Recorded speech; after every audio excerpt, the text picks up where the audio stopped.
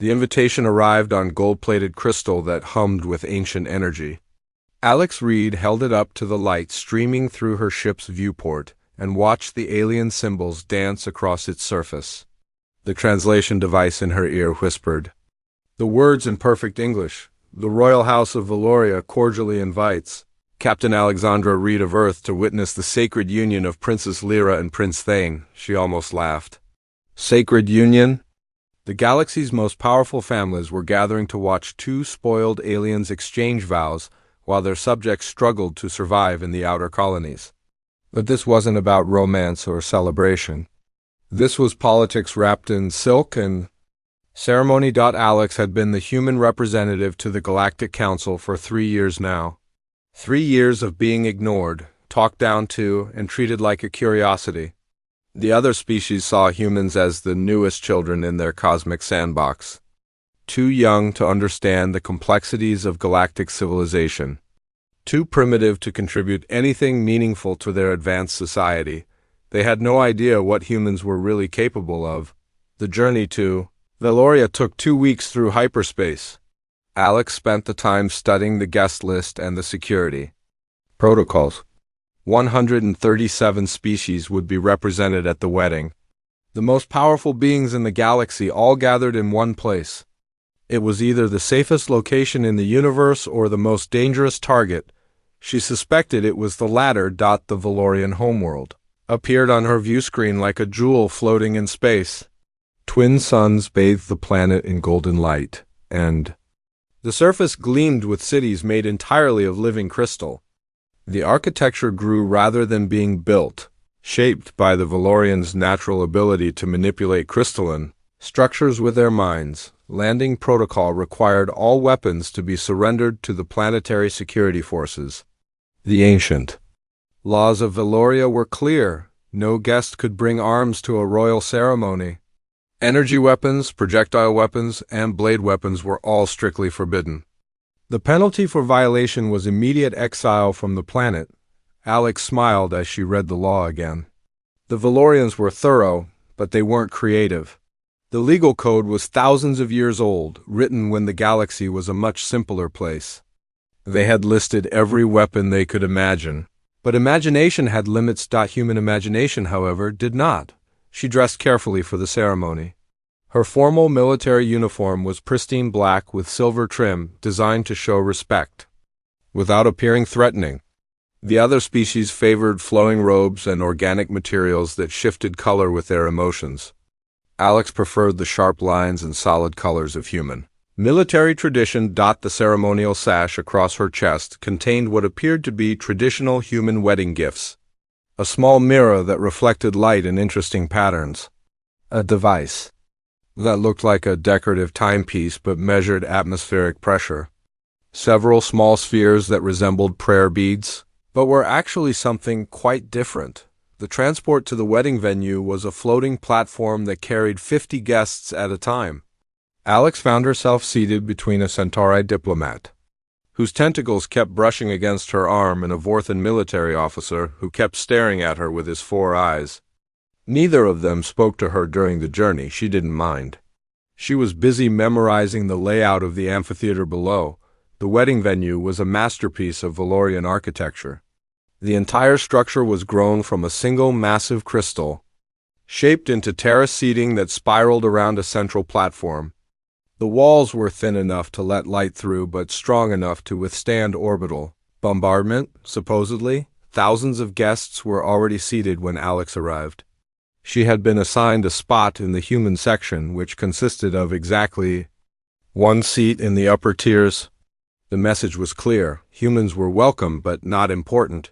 She took her seat and watched the other guests file in. The Corvan delegation caught her attention immediately. They wore full-body coverings that concealed their insectoid features, but their movements were too coordinated, too purposeful. They spread out through the crowd in a pattern that looked random, but WSN single quotes Todd Daleks had studied military formations for most of her adult life. She knew a tactical deployment when she saw one. The ceremony began with the traditional Valorian harmony. 1,000 voices joined together in a song. that resonated through the crystal walls and created patterns of light that danced across the ceiling. It was beautiful enough to make most species weep with joy. Alex used the distraction to activate the first of her devices. The atmospheric pressure monitor in her sash began recording the exact density and composition of the air in the amphitheater. The information would be crucial for calculating the dispersal pattern of certain chemical compounds. Princess Lyra appeared at the center of the platform in a dress made of living light. The fabric shifted and flowed like liquid starlight, and her crown was a delicate sculpture of crystalline flowers that bloomed and closed in rhythm with her heartbeat. She was genuinely beautiful, even by human standards. Prince Thane emerged from the opposite side of the platform wearing robes that seemed to be cut from the fabric of space itself. Stars twinkled in the dark material and nebulae swirled across his shoulders. The Vorthan royal family had a talent for dramatic fashion. The ceremony continued with the exchange of traditional vows. Each species had contributed a blessing in their own language, creating a symphony of alien sounds that somehow harmonized into something greater than the sum of its parts. Alex had to admit it was impressive, but she was more interested in watching the Corvin. They had positioned themselves at key points throughout the amphitheater. Near the exits, close to the security stations, within striking distance of the most important guests. It was a textbook infiltration pattern, and no one else seemed to notice. The Corvin were a species that had been banned from the Galactic Council decades ago. They had a disturbing habit of harvesting neural tissue from other sentient beings, claiming it was necessary for their own survival. Most species considered them little more than sophisticated parasites. If they were here, they weren't.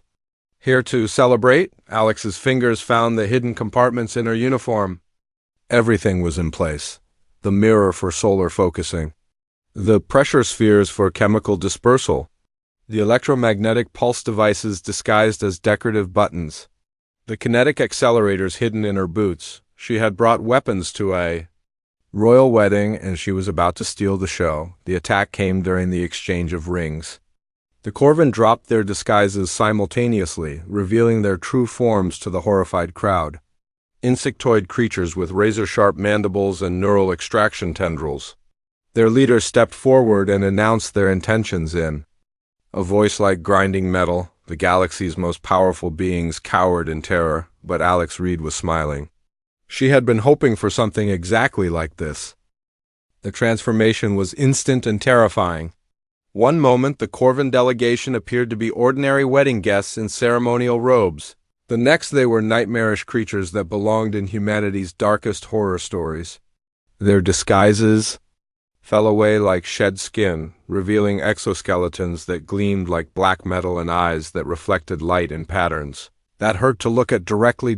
Princess Lyra's scream cut through the wedding harmony like a blade through silk.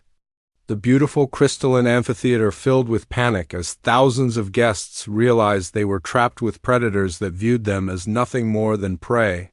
The Corvin had planned this moment perfectly, timing their reveal for maximum psychological impact. Alex remained seated while chaos erupted around her. She had read the intelligence reports about Corvin hunting tactics. They relied on fear and confusion to paralyze their victims before moving in for the harvest. The other species were reacting exactly as the Corvin wanted them to react. The Lied Corvin was massive even by their species' standards. Its carapace bore the scars of countless battles, and neural implants gleamed along its skull like a crown of thorns. It stepped onto the ceremonial platform and spread its arms wide, displaying the weapon attachments that had been hidden beneath its robes. "Citizens of the Galactic Council," it announced in a voice that seemed to come from everywhere at once. "Today you become part of something greater than yourselves. Your knowledge, your memories, your very consciousness will serve the Corvin Collective. We thank you for this generous contribution to our cause." The creature's mandibles clicked together, and what might have been laughter. "Some of you may resist, this is natural. But resistance will only make the extraction process more painful. We recommend compliance." 6 more Corvin moved through the crowd with predatory grace.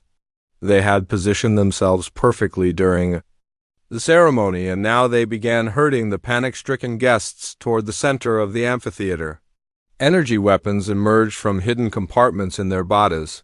Crackling with deadly power, Prince Thane tried to shield his new bride, but was struck down by a neural disruptor blast that left him convulsing on the crystal floor. The Vorthan royal guards rushed forward to defend their prince, but they were cut down before they could even draw their weapons.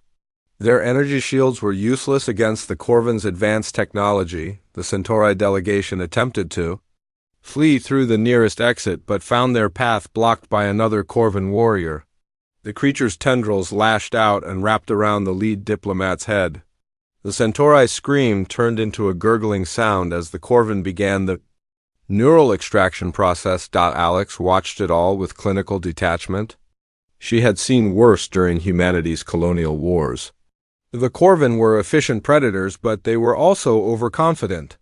They assumed their victims would be too terrified to fight back effectively. They had never encountered a species that had spent most of its existence at war with itself. The lead Corvin approached Princess Lyra, who was cradling her unconscious husband and weeping tears that turned to crystal as they fell. "You will be first, young princess," the creature said. "Your royal bloodline contains genetic memories that will be particularly valuable to our collective consciousness." Its tendrils reached toward her temples, and Alex decided she had seen enough. The mirror came out of her ceremonial sash smoothly, a piece of polished metal that seemed harmless enough to pass any security scan. But mirrors could be weapons in the right hands, and Alex had very much the right hands. She angled the mirror to catch the light from Valoria's twin suns streaming through the crystal walls. The focused beam struck the lead Corvin directly in its compound eyes, and the creature shrieked as its visual sensors overloaded. It stumbled backward, temporarily blinded, and Alex used those precious seconds to access the hidden compartments in her uniform. The first device she activated looked like a decorative button on her sleeve. In reality, it was a miniaturized electromagnetic pulse generator that had been disguised as formal military decoration. The pulse was carefully calibrated to disrupt the specific frequency used by Corvin neural implants. 3 of the creatures immediately began convulsing as their internal technology overloaded. Their coordination broke down, and they began attacking each other in their confusion. The carefully orchestrated invasion was already falling apart. But Alex wasn't finished. She had come prepared for war, and war was what she intended to give them. The second device was hidden in her ceremonial sash, disguised as a traditional human prayer bead. When she crushed it between her fingers, it released a cloud of concentrated capsaicin that had been modified with compounds designed to target the Corvin respiratory system specifically. The effect was immediate and devastating. The creatures began choking and gasping, their exoskeletons clicking together as they struggled to breathe. Their energy weapons fell from nerveless fingers as they clawed at their own faces. Alex had studied the biology of every species that would be present at the wedding. She knew exactly which chemicals would be effective against each one. The other delegates were immune to the capsaicin compound, but to the Corvin it was like breathing liquid fire. The third surprise was the most satisfying. Hidden in her boot was a device that most galactic species would have considered laughably primitive. It was a kinetic weapon that used controlled explosions to propel metal projectiles at high velocity. The other races had abandoned such crude technology centuries ago in favor of energy-based alternatives. That was their mistake. The gunshot echoed through the crystal amphitheater like thunder. The lead Corvin's carapace cracked as the bullet struck its center mass, and green fluid began leaking from the wound. The creature looked down at itself in disbelief, as if it couldn't understand how such a primitive weapon had penetrated its advanced armor. Alex fired again, and another Corvin fell. The creature's energy shields were designed to deflect plasma and laser fire, but they were useless against simple metal projectiles traveling at supersonic speeds. Panic spread through the Corvin ranks as they realized their prey was fighting back with weapons they didn't understand. Their neural implants couldn't process the tactical data properly because the technology was too primitive for their databases to recognize. Princess Lyra stared at Alex in amazement. "What are you doing?" Alex reloaded her weapon with practiced efficiency. "What humans do best," she replied. "Winning fights we're not supposed to win." The surviving Corvin were regrouping, but Alex had one more surprise for them.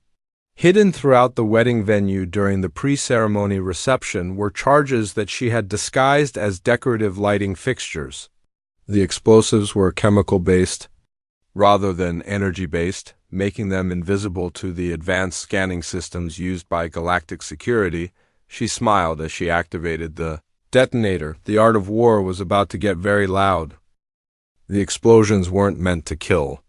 Alex had calculated the charges carefully, placing them to create maximum disorientation without bringing down the crystal structure that protected everyone from the vacuum of space.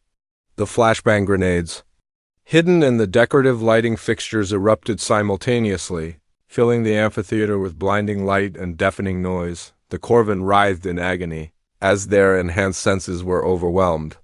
Their species had evolved to process multiple sensory inputs simultaneously, but that evolutionary advantage became a crippling weakness when those senses were flooded with more information than their nervous systems could handle. Alex had studied their biology extensively. She knew that Corvin warriors relied on their acute hearing to coordinate attacks and their infrared vision to track targets in darkness.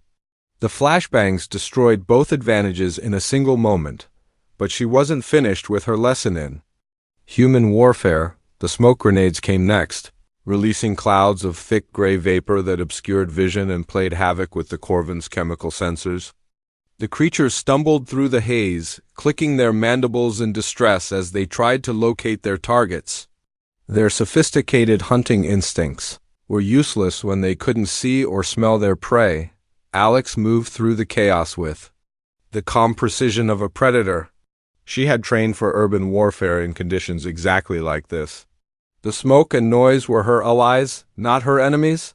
She could hear the Corvin thrashing around blindly while she picked her targets with careful aim. The kinetic weapon in her hands was a masterpiece of human engineering. Simple, reliable, and utterly effective.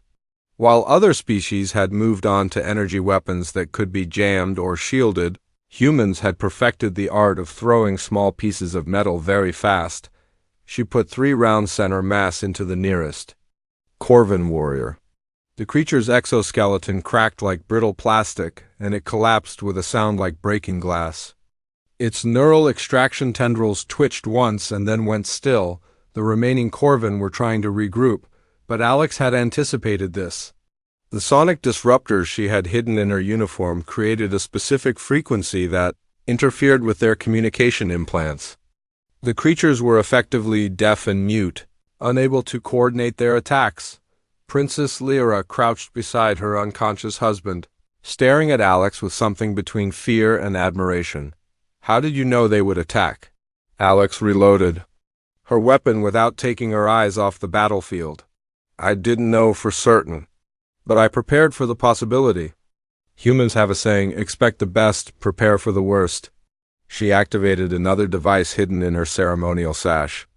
This one looked like a small compass, but it was actually a miniaturized climate control system that could override the environmental processors throughout the amphitheater. The temperature began to drop rapidly and then just as rapidly began to rise. The Corvin's exoskeletons were designed to handle extreme temperatures, but not rapid changes between them. The thermal shock caused hairline fractures to appear in their armor, and several of the creatures began moving more slowly as their internal temperature regulation systems struggled to compensate. Alex had learned about thermal shock from studying ancient human siege warfare. Medieval armies had used fire and ice to crack stone fortifications. The principle worked just as well on organic armor. The lead Corvin was still alive, though its vision was slowly recovering from the mirror attack. It spotted Alex through the smoke and raised its energy weapon, but she was already moving. The plasma bolt passed through empty air, where she had been standing a moment before. Alex rolled behind a section of crystal seating and came up firing. Her bullet sparked off the creature's damaged carapace, and it roared in pain and fury. Green fluid leaked from multiple wounds, but it was still dangerous. You cannot defeat us with such primitive weapons, the creature snarled. We are the superior species. We have evolved beyond your crude technology. Alex smiled coldly. Evolution is about adapting to survive. You've adapted to fighting enemies who think like you do. We've adapted to fighting enemies who think they're better than us. She activated the final surprise she had prepared. The electromagnetic pulse devices hidden throughout her uniform discharged simultaneously, creating a localized field that overloaded every piece of electronic equipment within 50 meters. The Corvin's neural implants sparked and failed. Their internal weapon systems went dead, and their enhanced senses shut down completely. The creatures were reduced to their basic biological functions. And Alex discovered something interesting. Without their technological enhancements, the Corvin were actually quite fragile. Their exoskeletons were designed to support electronic systems, not to provide protection against kinetic weapons. She put the lead Corvin down with a single shot. To the head, the surviving wedding guests began to emerge from their hiding places as the smoke cleared. They stared at the scene in stunned silence. 7 Corvin warriors lay dead or dying among the crystal debris, and a single human woman stood over them with a primitive projectile weapon. Prince Thane was beginning to regain consciousness, helped by the medical nanobots that Princess Lyra had activated from her wedding dress. He looked around at the carnage with wide eyes. What happened? Captain Reed saved us all, Princess Lyra said quietly. She fought them with weapons I've never seen before. The Centauri diplomat who had nearly been killed approached Alex cautiously. His tentacles were still trembling from the neural extraction attempt. Those weapons, he said. They're so primitive. How did they penetrate Corvin armor? Alex ejected the empty magazine from her weapon and inserted a fresh one. That's the beauty of primitive technology. It's too simple to defend against. Your energy shields are designed to stop plasma and laser fire. They're useless against chunks of metal moving at high speed. She gestured to the electromagnetic pulse devices scattered around the amphitheater. Your countermeasures are built to handle sophisticated attacks. They can't protect against something as basic as an electrical overload. The Vorthan military officer who had been staring at her during the transport approached with obvious respect. Where did you learn to fight like that? Alex holstered her weapon and straightened her uniform. Earth, we've been fighting wars for thousands of years. We've learned that the best weapons are the ones your enemy doesn't expect. She looked around at the assembled delegates. These representatives of species that had considered humanity too primitive to take seriously. You all moved beyond kinetic weapons because you thought they were obsolete. But obsolete and ineffective are two different things. The sound of approaching security forces echoed through the crystal corridors. Alex made no move to hide her weapons or run from the scene. She had broken Valorian law by bringing arms to a royal wedding, but she had also saved the lives of every person in the amphitheater. Princess Lyra stood up slowly, her wedding dress still shimmering with emergency medical displays. You came prepared for war to my wedding, Alex nodded. I came prepared to protect the people I was sworn to protect. That included you, Your Highness. The princess looked at the dead Corvin, then back at Alex. I think we need to reconsider our assumptions about human capabilities. Alex smiled. That would be wise, Your Highness. We have a lot more surprises where those came from. Security forces surrounded the amphitheater within minutes of the attack, but they arrived to find the situation already resolved. Valorian guards in crystalline armor stared in disbelief at the scene before them. 7 Corvin warriors lay dead among the scattered wedding decorations, and a single human woman sat calmly on the steps leading to the ceremonial platform. Alex had her hands visible and her weapon secured, but she made no attempt to deny what she had done. The evidence was overwhelming. Ballistic residue on her fingers, gunpowder burns on her uniform, shell casings scattered around her position.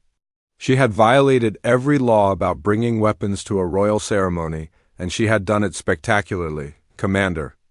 Valen of the Valorian Guard approached her cautiously.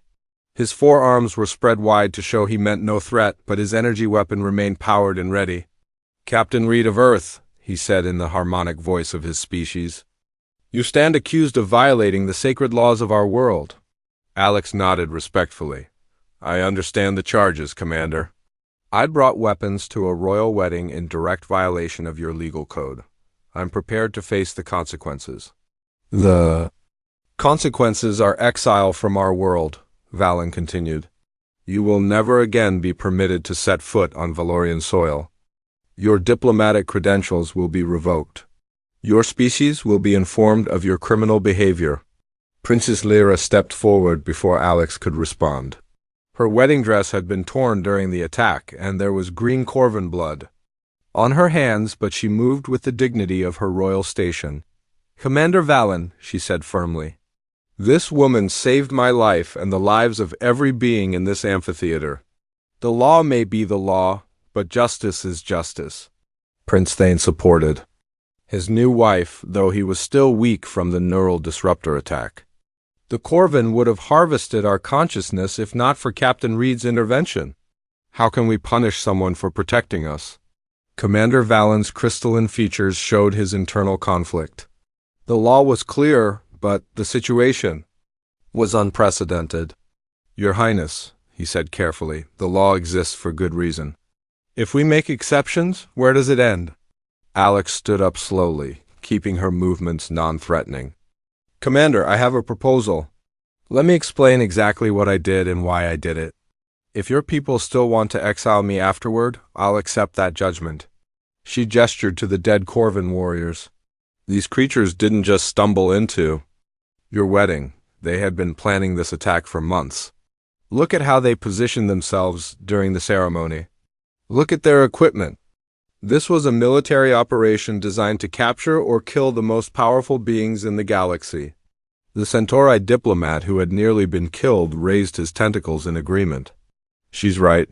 They knew exactly where to strike for maximum effect. Someone provided them with intelligence about our security arrangements." Alex activated her recording device, a small unit that had been disguised as a decorative pin on her uniform. "I documented everything during the attack. The Corvin leader mentioned the collective. That's their hive mind network. They weren't just here to kill us. They were here to steal our knowledge and add it to their collective consciousness." The recording played back the lead Corvin's words in perfect clarity. The assembled delegates listened in horror as the creature described its intentions: neural harvesting, consciousness extraction, the systematic elimination of galactic leadership. "Now," Alex continued, "let me show you why I brought the weapons I brought." She pulled out her kinetic weapon and demonstrated its mechanism without loading ammunition. "This is a gunpowder-based projectile weapon. It's several thousand years old by human standards. Most of you probably think it's laughably primitive." The Vorthan military officer nodded. "Energy weapons are far more efficient. They can be precisely controlled, they have longer range, and they can be scaled from stun to kill settings." "Exactly," Alex agreed. "And that's why the Corvin couldn't defend against it. Their shields are designed to deflect energy. Their armor is built to absorb plasma. Their sensors are calibrated to detect advanced weapons. But none of their technology can stop a simple piece of metal traveling at high velocity." She demonstrated the electromagnetic pulse device next. "This generates a localized field that overloads electronic systems. It's based on principles that most species abandoned when they developed quantum-based technology. But the Corvin's neural implants are still vulnerable to electromagnetic interference." Princess Lyra was beginning to understand. "You didn't just bring random weapons. You brought specific weapons designed to counter Corvin advantages." "I brought weapons that would work against any species that relied too heavily on advanced technology," Alex corrected. "The Corvin aren't the only threat out there. There are dozens of hostile species that have been banned from the Council.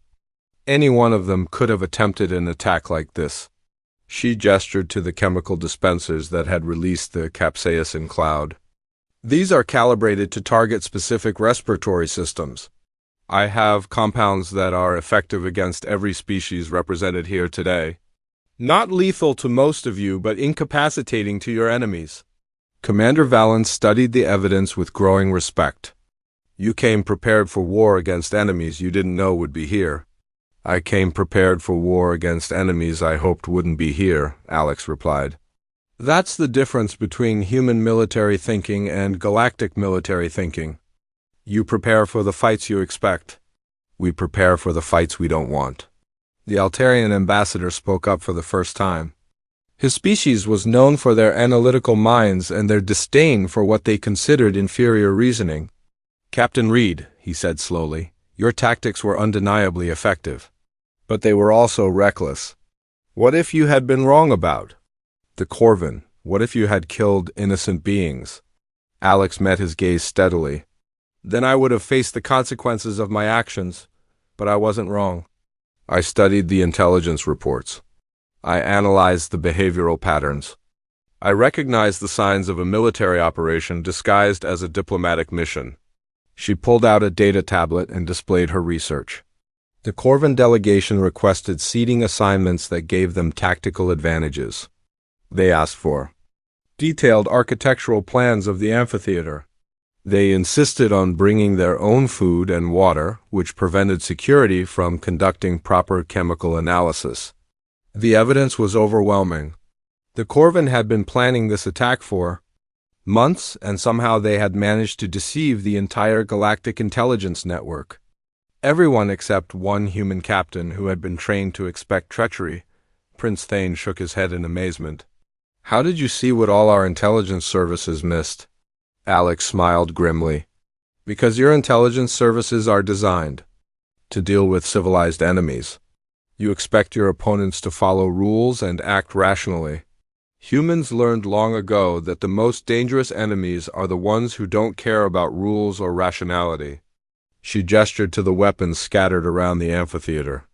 Every one of these devices is designed to be effective against superior technology. That's what humans do. We find ways to win fights against enemies who are stronger, faster, and more advanced than we are. Commander Valen was quiet for a long moment. When he spoke, his voice carried a new tone of respect. Captain Reed, you have violated our laws. That cannot be disputed, but you have also saved lives that could not be replaced.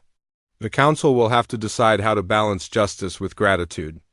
Alex holstered her weapon and straightened her. Uniform. I understand, Commander. I'm prepared to face whatever judgment the Council decides upon. Princess Lyra stepped forward and placed her hand on Alex's shoulder. The Council will remember that humanity sent a guardian to my wedding, not just a diplomat. That will count for something.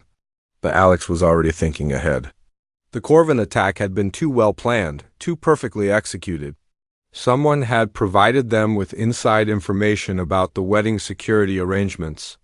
Someone with access to the highest levels of galactic intelligence. The real war was just beginning. News of the wedding attack spread through the galaxy faster than light itself. Within hours, every major news network was broadcasting footage of the aftermath. The images were stark and undeniable. 7 dead Corvin warriors, a destroyed ceremonial amphitheater, and a single human woman who had saved the lives of the galaxy's most powerful leaders. Alex found herself confined to comfortable quarters in the Valorian royal palace while the Council debated her fate. The charges against her were serious, but the political implications were even more complex. Half the galaxy wanted to give her a medal. The other half wanted to exile her as a dangerous criminal. The debate raged for 3 days. Princess Lyra visited Alex on the second day, bringing tea and news from the council chambers. She had changed from her torn wedding dress into simple robes, but she still wore her crown of crystalline flowers. The Altarians are arguing that you set a dangerous precedent, she said as she poured the tea. They claim that allowing weapons at diplomatic functions will encourage other species to bring their own insurance policies. Alex accepted the cup gratefully. Valorian tea tasted like liquid starlight and had a calming effect on most nervous systems. They're not wrong. If I get away with this, others will try similar tactics. The Vorthan Empire disagrees, Lyra continued. They're saying that your actions prove the inadequacy of current security protocols. Prince Thane has formally requested that you be appointed as a security consultant for future diplomatic events. The irony wasn't lost on Alex. The same species that had been treating humans as primitive newcomers were now asking for advice on military matters. "What do you think, Your Highness?" Lyra sipped her tea thoughtfully. "I think you've changed everything. Before yesterday, most species saw humans as the youngest children in the galactic family. Now they see you as the most dangerous predators in the galaxy." "Fear isn't the same as respect," Alex pointed out. "No," Lyra agreed, "but it's the first step toward respect. You've forced everyone to reconsider their assumptions about human capabilities." The door chimed, and Commander Valen entered the room. His crystalline armor had been polished to a mirror shine, and his forearms carried a ceremonial staff of office. "Captain Reed," he said formally. "The Council has reached a decision." Alex stood up and straightened her uniform. She had been expecting this moment, but that didn't make it any less nerve-wracking. "I'm ready to hear the verdict, Commander." Valen activated a holographic display that showed the seal of the Galactic Council. "By unanimous vote, the Council has found you guilty of violating the sacred laws of Valoria. You brought weapons to a royal ceremony in direct contravention of our legal code." Alex nodded. She had expected this verdict. The law was clear, and she had broken it spectacularly. "However," Valen continued, "the Council has also voted to commute your sentence in light of extraordinary circumstances. Instead of exile, you will be required to serve as a special military advisor to the Council Defense Committee." Alex blinked in surprise. "I'm being punished with a promotion?" Princess Lyra smiled. "The Council has decided that your expertise in unconventional warfare is too valuable to waste. You'll be responsible for reviewing security protocols for all major diplomatic events." The implications were staggering. Alex would have access to intelligence from every major species in the galaxy. She would be involved in planning security for the most sensitive diplomatic missions. Humanity's voice in galactic affairs would be amplified beyond anything they had imagined possible. "There's more," Valen added. "The Council has also voted to establish a new military exchange program. Human officers will be embedded with the defense forces of member species to share tactical knowledge and training techniques." Alex felt a surge of pride. This was what she had been working toward for years. Not just acceptance for humanity, but recognition of what humans could contribute to galactic civilization. "The first exchange officers will be deployed within the month," Valen continued. "The Centauri Republic has requested specialists in chemical warfare. The Vorthan Empire wants experts in kinetic weapons. Even the Altarians have asked for training in what they call primitive but effective tactical thinking." Over the following weeks, Alex threw herself into her new role. She reviewed security protocols that had been unchanged for centuries and found flaws that should have been obvious. She studied the military doctrines of dozens of species and identified weaknesses that could be exploited by hostile forces, but most importantly, she began training the first class of alien officers in human military tactics. The students were handpicked from the elite forces of their respective species, and they approached the training with a mixture of curiosity and skepticism. The first lesson was simple: forget everything you think you know about warfare. Your species have become too civilized, Alex told her mixed class of Centauri, Vorthan, and Altarian officers. You fight wars the way you conduct diplomacy. With rules, protocols, and predictable patterns, your enemies won't be so considerate. She demonstrated with a simple exercise. The alien officers were given advanced energy weapons and told to capture a human position defended by primitive kinetic weapons. Every single attack failed. The energy weapons were more powerful, more accurate, and more sophisticated, but they were also predictable. You're fighting the weapons instead of fighting the warriors, Alex explained after the 10th failed assault. You see primitive technology and assume primitive tactics? That assumption will get you killed. The breakthrough came when a young Vorthan lieutenant named Kess suggested using their energy weapons to create diversions, while approaching from unexpected angles. The tactic worked, and Alex smiled with genuine pride. Now you're thinking like humans, she said. Use whatever works. Ignore whatever doesn't. There are no points for style in real combat. The training program expanded rapidly. Species that had never shown interest in human culture were suddenly sending their best officers to study unconventional warfare. The techniques Alex taught weren't just military applications. They were new ways of thinking about problems that seemed impossible to solve. The Corvin attack had been a wake-up call for the entire galaxy. Intelligence reports revealed that other hostile species were planning similar operations. The old assumptions about galactic security were no longer adequate. Alex found herself at the center of a revolution in military thinking. The same species that had once dismissed humans as primitive were now studying human history with fascination. Ancient Earth battles were analyzed with the same intensity that had once been reserved for quantum physics. The wedding itself became a symbol of the new paradigm. Princess Lyra and Prince Thane had their marriage ceremony repeated 6 months later, but this time the security arrangements were very different. Human advisors worked alongside traditional guards. Kinetic weapons were positioned at strategic points throughout the venue.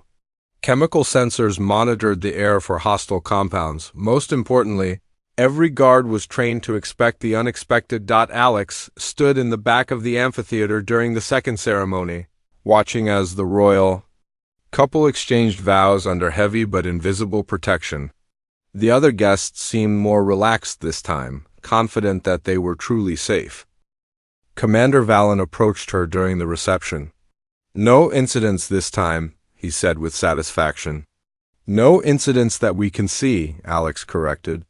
There were 3 separate attempts to infiltrate the ceremony. All of them were detected and neutralized before they could pose a threat. Valen's expression shifted to concern. 3 attempts? We weren't informed of any security breaches. Alex smiled. That's the point. The best security is invisible security. Your guests never knew they were in danger because the threats were eliminated before they could develop. She gestured to the celebrating crowd. Look around. Do you see? Any obvious security measures? Any visible weapons? Any sign that this event is protected by anything more than traditional guards? Valen looked more carefully. The guards were present but subtle. The monitoring systems were sophisticated but hidden. The defensive measures were comprehensive but unobtrusive. How many human officers are here? Enough, Alex replied. And they're not all in uniform. The implications were clear. Human security techniques had evolved beyond simple violence. They emphasized preparation, anticipation, and the elimination of threats before they could manifest. It was a philosophy that many species were eager to adopt. As the evening progressed, Alex received a stream of visitors, diplomats who wanted to discuss security arrangements for their own events, military officers who wanted to learn about human tactical thinking, scientists who were fascinated by the psychological aspects of unconventional warfare. She had become something she had never expected to be, a celebrity. But the most meaningful conversation came from an unexpected source. The Altarian ambassador approached her during the final hour of the reception. His species was known for their intellectual arrogance and their disdain for what they considered inferior reasoning. "Captain Reed," he said quietly, "I owe you." "An apology?" Alex raised an eyebrow. Altarians rarely apologize for anything. "For what, Ambassador?" "For underestimating your species," he replied. "We assumed that humans were simply another young civilization that would eventually mature into something resembling our own culture. We failed to recognize that you had already matured into something entirely different." He paused, choosing his words carefully. "You don't think like us. You don't approach problems the way we do. And that difference isn't a flaw to be corrected. It's a strength to be valued." Alex nodded respectfully. "Thank you, Ambassador. That means more to me than you might realize. The galaxy is a more dangerous place than we wanted to admit." The Altarian continued. "We need protectors who think like predators. We need guardians who understand that civilization is a luxury that must be defended by those willing to be uncivilized when necessary." As the reception wound down, Alex reflected on how much had changed since she had first received that golden invitation. She had come to a wedding expecting to be ignored and dismissed. Instead, she had accidentally started a revolution in galactic military thinking. The other species were finally beginning to understand what humans had always known. The price of peace was eternal vigilance, and vigilance required warriors who were willing to do whatever was necessary to protect the innocent.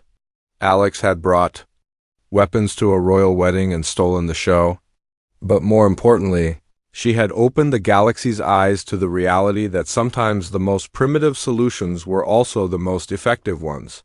The age of human military advisors had begun, and the galaxy would never be the same.